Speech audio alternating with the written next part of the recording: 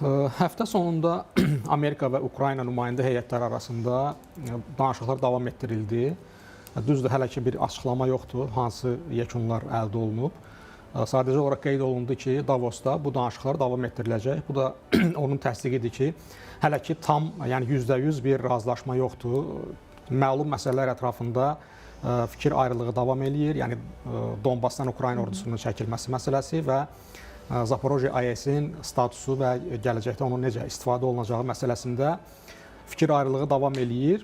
Dediyiniz kimi, bəli, Trump bugün Ukrayna məsələsinə demək olar ki, diqqət yetirmir. Çünki həm Venezuela məsələsi, həm ondan sonra aktuallaşan İran problemi, eyni zamanda Qrenlandiya, yəni Trumpın o Qrenlandiyanı ələ keçirmək arzusu Ukraynanı bir qədər arxa plana atdı. Amma təbii ki, bu o demək deyil ki, Ukrayna mövzusu gündəmdən çıxır. Dediyim kimi, Davosda bu məsələ yenə əsas müzakirə mövzusu olacaq. Amma yəni sadəcə olaraq burada bir məqam var ki, ötən dəfə də yəni Trumpın and içməsindən üzü bəri onun Ukrayna məsələsində siyasətinə diqqət yetirdikdə biz görürük ki, hər dəfə Trump bir vacib qərar qəbul etmə ərəfəsinə çatanda, yəni Ukrayna məsələsi ilə bağlı bir qırılma nöqtəsi yetişəndə Trump mövzunu yayındırır. Bugün də həmin o qırılma nöqtələrindən biri yetişib və yaxud da yetişmək üzrədir. Çünki məlumdur ki, sülh planı üzərində Ukrayna və Amerika arasında əksər maddələr üzrə razılaşma əldə olunub. Sadəcə bayaq qeyd etdiyimiz iki məqam ətrafında müzakirə davam eləyir. Yəni böyük ölçüdə Ukrayna və Amerika anlaşıb, amma Rusiya bu 20 maddəlik planı faktiki rədd edib. Yəni qəbul eləməyəcəyini ifadə edib. Düzdür, konkret yəni biz tamamilə rədd edirik, biz danışıqlardan çəkilirik deməyiblər. Amma yəni məlumdur ki, Rusiya tərəfi bunu qəbul eləmir və belə olan halda da Amerika təbii ki, Rusiya tərəfinə yeni təzyiqlərə başlamalıdır, onu sülhə məcbur eləmək üçün. Hətta bilirsiniz ki, Konqresdə də o məlum artıq hardasa bir ilə yaxındır həmin qanun layihəsi hazırdır. Rusiyadan enerji ehtiyatları satın alan ölkələrə qarşı yeni sanksiyaların tətbiqi məsələsi ilə bağlı qanun layihəsi. Amma yəni Trump hər nə qədər bu qanun layihəsinin qəbuluna razılıq verdiyini bildirsə də, hələ ki onunla bağlı da bir konkretlik yoxdur. Yəni Trump Rusiyaya qarşı bu mərhələdə ciddi bir təzyiq siyasəti seçmək istəmir və bunun əvəzinə daha nisbətən özünə asan gələn məsələlərlə məşğul olmağa üstünlük verir. Bir məqam da var ki, Polşanın Politika jurnalının üz qabığı diqqət çəkir. Xahiş edəcəm həmin o üz qabığına nəzər yetirək. Şahin bəy, sizinlə də danışaq. Biz nəyi müşahidə edirik? Yenə də dünyanın bölüşdürülməsi, kiçik və orta ölkələrin bir növ 2-ci Dünya müharibəsindən sonra yaşadıqları taleyə bənzər senari ilə üz-üzə qalma qorxusu və Polşada deyir ki, ən çox əziyyət çəkə biləcək ölkələrdən biri də onlar ola bilərlər və dünya məhz bu üç lider arasında təqribən bölüşdürüləcək. Məğzi bundan ibarətdir. Biz elə 2-ci Yalta qorxusu məsələsində vurğuladıq az öncə. Burada da həmin o detallar diqqətə çatdırılır. Varmı doğrudan da dünyanın bu 2026-cı ildən etibarən tamamilə fərqli bir bölüşdürülmə senarisi? Planlar var, amma deyək ki, icra etmə mexanizmləri. Yəni, bu barədə söhbətlər çoxdur. Düzdür, yəni o dövrlə müqayisədə, yəni 2-ci Dünya müharibəsi ərəfəsində və yaxud da müharibədən sonraki dönəmlə müqayisədə bənzərliklər var. Yəni bənzərliklər, əsas bənzərlik nədən ibarətdir? O vaxtda, yəni 2-ci Dünya müharibəsi ərəfəsində faktiki olaraq 1-ci Dünya müharibəsindən sonra formalaşmış kövrək beynəlxalq sistem çökmüşdü. Yəni millətlər cəmiyyətinin timsalında beynəlxalq sistem çökmüşdü və hər hansı bir yəni dövlətlərin ümumi şəkildə qəbul eləyəcəyi bir beynəlxalq hüquq normaları, beynəlxalq bir hüquq sistemi yox idi. Bugün də onunla bənzərliyi ondan ibarətdir ki, hazırda da 2-ci Dünya müharibəsindən sonra formalaşmış beynəlxalq münasibətlər sistemi, beynəlxalq hüquq faktiki çöküb. Düzdür, formal olaraq qalır beynəlxalq hüquq normaları BMT-nin timsalında, ATƏT-in timsalında.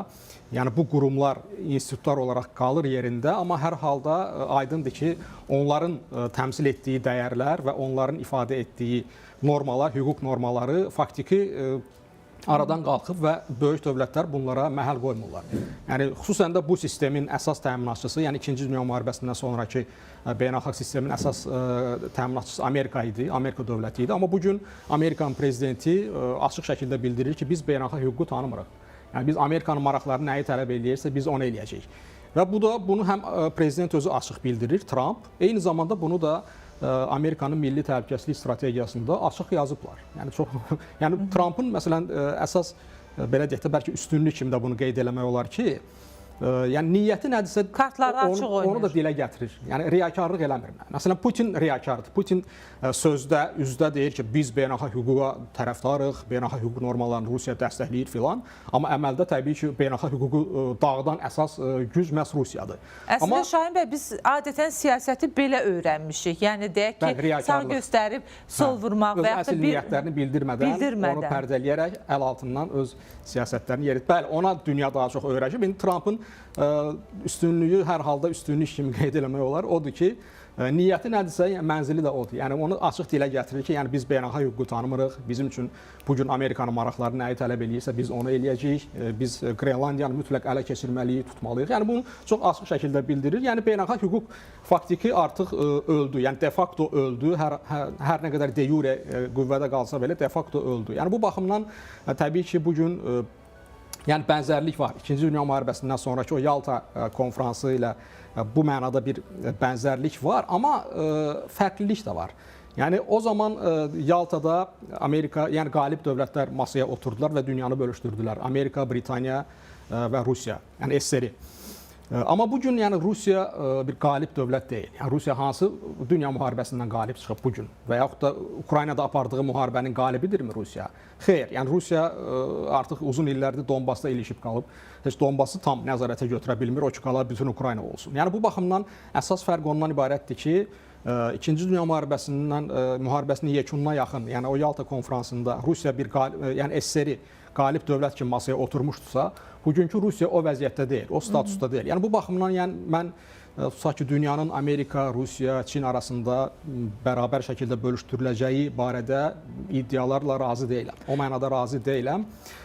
Sadəcə olaraq yəni burada yəni elə Amerikanın özünün hər nə qədər Amerika öz milli təhlükəsizlik strategiyasında əsas prioritet kimi Qərb yarımkürəsini qeyd etsə belə, eyni zamanda elə o strategiyada elə bu ziddiyyət də var orada ki, başqa bölmələrdə də qeyd olunur ki, məsələn Avropa ilə bağlı bölmədə orada yazıblar ki, biz Avropada hər hansı bir rəqib gücün, yəni Amerikaya rəqib və yaxud da düşmən olan gücün Avropada dominantlıq qurmasına imkan verməyəcək. Yəni burada da söhbət kimdən gedir? Rusiyadan və Çindən.